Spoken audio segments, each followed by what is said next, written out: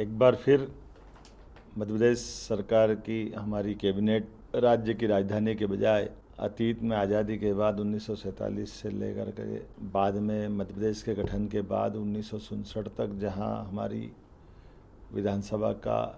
सत्र हुआ करता था, आधे गर्मी के दिन की राजधानी हुआ करती थी, ऐसे ही पचमढ़ी पर हम एक बार कैबिनेट करने के लिए पुनः जा रहे हैं।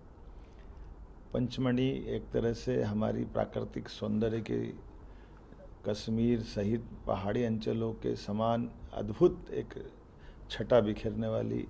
न केवल पूरी एक प्राकृतिक नैसर्गिक सौंदर्य की नगरी और क्षेत्र है, बल्कि उससे बड़ा बलिदान की दृष्टि से आदिवासी समाज का प्रमुख स्थान तात्या टोपे के साथ राजा भभूत सिंह के माध्यम से जो 1857 की लड़ाई लड़ी, उसके पहले 1819-20 में ठाकुर मोहन सिंह द्वारा अप्पा साहेब के साथ नागपुर से आकर के पेशवाओं के साथ मिलकर के अंग्रेज़ों के खिलाफ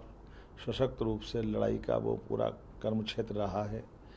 मुझे इस बात का आनंद है, अगर हम इतिहास पढ़ते हैं तो दिखाई देता है अंग्रेज़ों से सशक्त संघर्ष करने में, सशस्त्र संघर्ष में जिस प्रकार से आदिवासी अंचल ने अपने जान की बाजी लगा करके न केवल 1857 में बल्कि उसके पूर्ववर्ती काल में भी जल जंगल ज़मीन के लिए जिस प्रकार से आज़ादी की कुर्बानी हमारा आदिवासी अंचल ने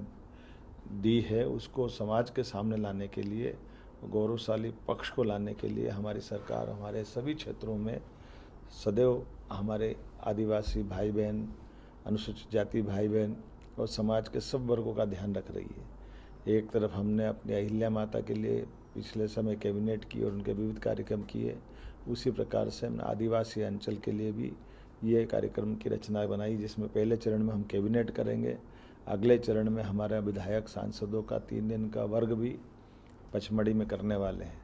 इसके पीछे भाव इतना ही है कि हमारा ये खासकर यशस्वी प्रधानमंत्री का विरासत से विकास की ओर का जो संकल्प है वो खाली बोलने के लिए नहीं है, ये करके दिखाने के लिए। हम उम्मीद करते हैं कि हमारी उस भावना के आधार पर जहां हमारे जंगल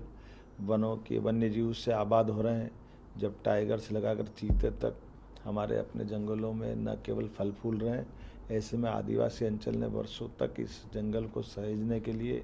जो बलिदान दिया, मध्य प्रदेश की खूबसूरती के लिए बलिदान दिया, हमारा ये सारी आभा मंडल उसी के बलबूते पर है। तो हम राजा भभूत सिंह को भी स्मरण करना चाहेंगे, जिनके माध्यम से अंग्रेज़ों ने 1857 से लगा के 1860 तक लगभग 2.5 साल के आसपास तक न केवल वो अंग्रेज़ों को छक्के छुड़ाते रहे, बल्कि उनको पकड़वाने के लिए मद्रास इन्फेंट्री बुलाना पड़ी और जीते जी शिवाजी महाराज की एक तरह से छाया उनमें दिखाई देती थी। जब वो छापामार युद्ध में भी उतने ही पारंगत थे, मारते और धीरे से, क्योंकि चप्पे चप्पे से अवगत थे। उसी प्रकार से कोरकू आदिवासी समेत और दूसरे सब समाजों को साथ लेकर के उन्होंने अद्भुत लड़ाई का संचालन किया है। अंग्रेज अधिकारी इलियट ने 1865 में अपने इस युद्ध के वर्णन के साथ और राजा भभूत सिंह के बारे में लिखते हुए कहा कि अद्भुत जुझार और खासकर संग्राम के मामले में, लड़ाई के मामले में ऐसा व्यक्ति जीवन में उनने नहीं देखा था, जिसको लेकर के कई प्रकार की किंवदंतियाँ चल गई, जैसे वो अमर है या उन पर अपार संपदा है और किसी भी हालत में उनके लिए मनुष्य तो ठीक है, मधुमक्खियाँ भी छत्ते सहित बाहर आ जाती थी, जादू की तरह वो छिप जाते थे और वापस प्रकट होते थे। मैं मान के चलता हूँ राजा भभूत सिंह का कई प्रकार से आज़ादी के मामले में जो उनका बलिदान है उसको स्मरण करते हुए हमारी कैबिनेट करने वाले हैं। आने वाले समय में सरकार जब सब क्षेत्रों के लिए साधन जुटा रही, संसाधन जुटा रही, रोजगार के अवसर दे रही है, तो नर्मदापुरम तो हमारा ये सबसे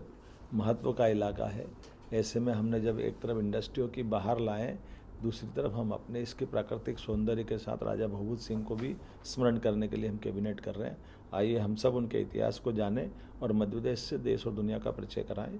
मैं अपनी ओर से कैबिनेट के सभी साथियों के साथ कल जब उपस्थित रहूँगा